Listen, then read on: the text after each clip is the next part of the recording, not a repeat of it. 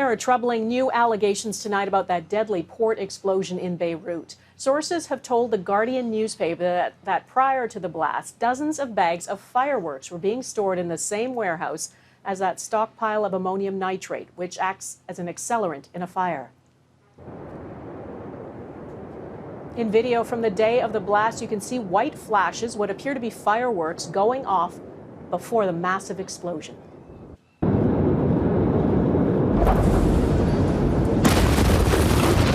A former port worker told the Guardian newspaper he warned for years it was a disaster waiting to happen and says nothing was done.